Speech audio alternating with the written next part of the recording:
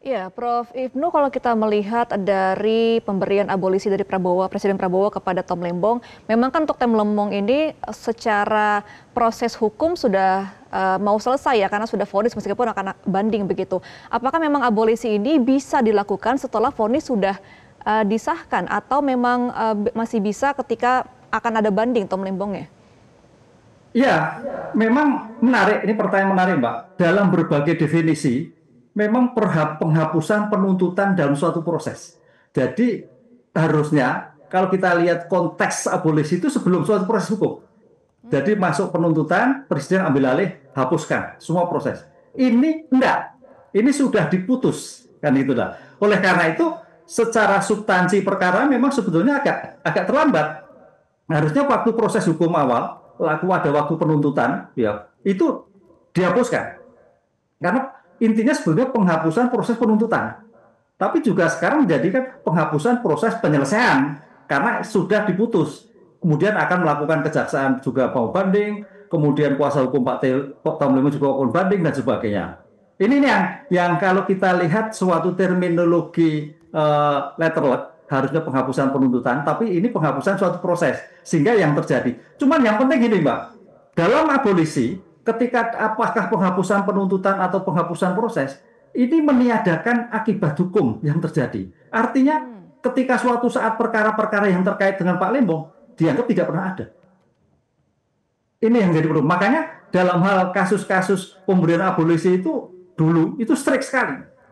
Strict, jeli sekali. Lah, mudah-mudahan kalau kemarin kan dari kasus Pak Lembong ini kan loh, ini kan menyangkut Menteri A, Menteri B, Menteri C, harus semua kena. Ini saya kira kebijakan Pak Presiden memberikan abolisi itu menjadikan bahwa semua proses yang berkaitan dengan Pak Lembong itu dianggap tidak pernah ada.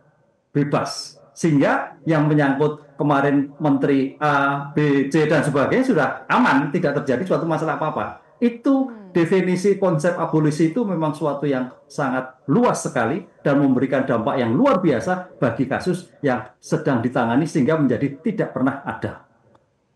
Baik, tapi pemberian abolisi setelah vonis ini, Prof. Ibnu, apakah ada menyalahi undang-undang? Meskipun memang hak prerogatif Presiden Prabowo Subianto ya?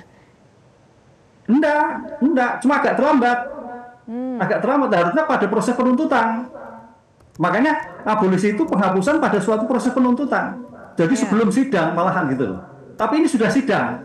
Nah, pertanyaannya karena mungkin presiden ketika waktu penuntutan gejolak masyarakat tidak banyak, kemudian situasi kondisi masyarakat juga itu kan pertimbangan terjadi pertimbangan gitu menjadi sesama anak bangsa, kemudian sudah mempunyai kontribusi dalam pemilihan presiden. Sebab itu kan suatu pertimbangan. Ya mungkin pertimbangan baru muncul kemarin, Pak. Waktu dulu mungkin belum. Nah, ini baru keluarnya setelah adanya suatu proses hukum. Kalau idealnya betul, Pak Mega, adalah proses penghapusan penuntutan sebelum masuk sidang. Seperti halnya ada dua sebetulnya dalam teori ilmu hukum itu. Penghapusan penuntutan sebagai abolisi wilayah dari presiden atau penghapusan penuntutan oleh jaksa agung, yang disebut deponering. Jelajahi cara baru mendapatkan informasi. Download Metro TV Extend sekarang.